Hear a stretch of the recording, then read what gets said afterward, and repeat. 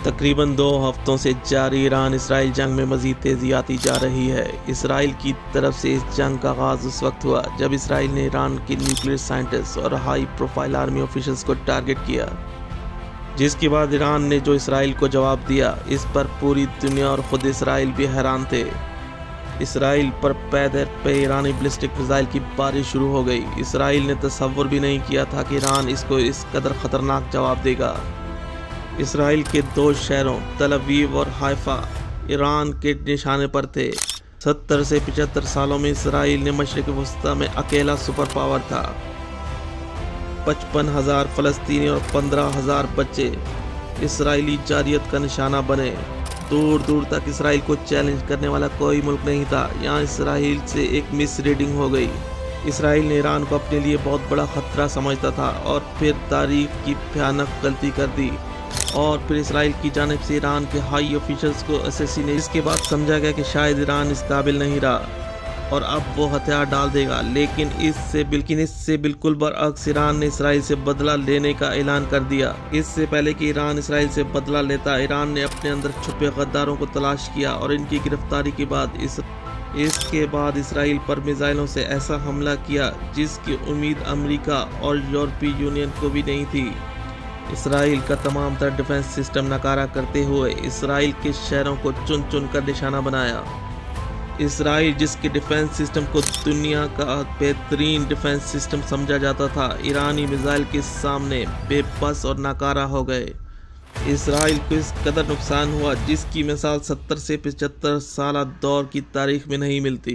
Israel ने हर मुमकिन कोशिश की कि किसी तरह अमेरिका को इस जंग का हिस्सा बनाया जाए, जिसके लिए सिफारती सतह पर बेइंतहा कोशिश की गई और इधर ईरान के पैदर पे हमलों ने इसराइल की कमर तोड़ दी। इसराइली अवाम की तरफ से भी प्रेशर आने लगा। अवाम को महफूज बंकर्स में छुपकर अपनी जान बचानी। चीन और रूस ने भी अमेरिका को खबरदार किया कि इस जंग का हिस्सा ना बने।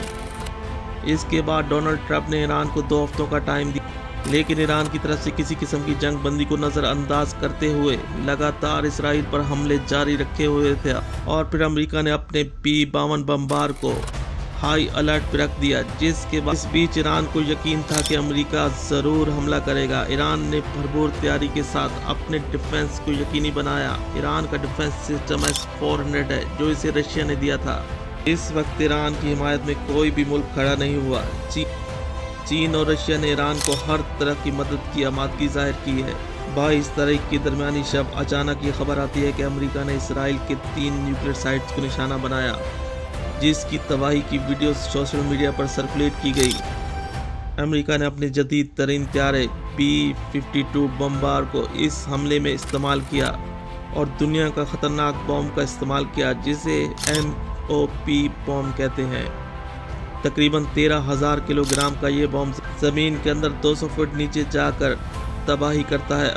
अमेरिका का कहना था कि इसने अपने अहदाफ को कामयाबी से निशाना बनाया। अब ईरान को जंग बंदी करनी होगी, लेकिन अब ईरान के जवाब का इंतज़ार है। इधर दुनिया को खबरदार कर दिया गया। अब ये जंग इसराइल और ईरान की जंग नहीं, बल्कि अमेरिका की मुदाखलत की वजह से ये जंग वर्ल्ड वॉर में तब्दील हो सकती है। अब Iran point of no return पर आ चुका। ईरान ने अपने पहले ही हाइपरसोनिक मिसाइल का कामयाबी से टेस्ट कर चुका है। इस बीच अमेरिका की मुदाखलत ने दुनिया को लिए खतरे से दोचार कर दिया है। आइंदा 24 घंटों में शायद ईरान का जवाब आ सकता है। वो जवाब क्या होगा और किस तरह का होगा, दुनिया की नज़रें ईरान पर टिकी हुई हैं। इसराइल की शुरू की हुई ये जंग अमेरिका, चीन और रशिया भी शामिल हो चुके हैं।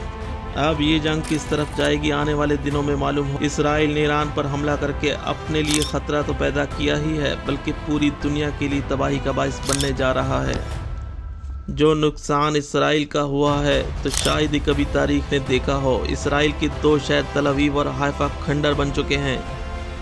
ईरान तो पहले ही जंग में कामयाब हो गया, क्योंकि इसराइल को सदी का सबसे ज्यादा नुकसान उठाना पड़ा। अब इसराइल को अपनी बका अमेरिका के इस जंग में शामिल होने में लग रही है। आइंदा 24 घंटे बहुत अहम है। ईरान का जवाब ये फैसला करेगा कि ये जंग किस तरफ जाएगी।